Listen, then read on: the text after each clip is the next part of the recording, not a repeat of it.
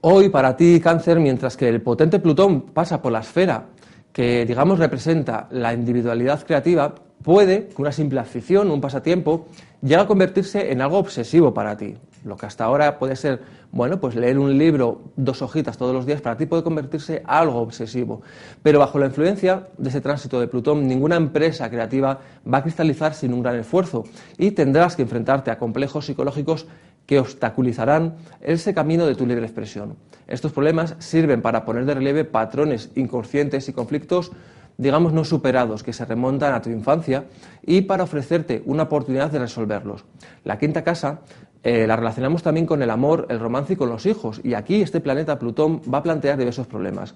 Por un lado, una relación o una persona amada puede pasar por una crisis donde afloran luchas por el poder, intrigas, celos, traiciones, y quizás se despierte en ti esa bestia interna que tienes y de repente muestres una intensidad emocional hasta entonces desconocida para ti. Sin embargo, también se pueden manifestar bloqueos, digamos, emocionales, los cuales se van a superar explorando y elaborando trastornos infantiles no resueltos. Si tienes hijos, es un día muy proclive para que tengas que hacer esfuerzos más allá de los habituales por ellos. Si tú quieres saber qué le sucede a tu familia, a tus hijos, a ti mismo, sabes que puedes leer este horóscopo todos los días, enterarte antes de nadie de las novedades de Astrocanal, registrándote de manera gratuita llamando al 902 12 10 10 o a través de la web www.astrocanal.com.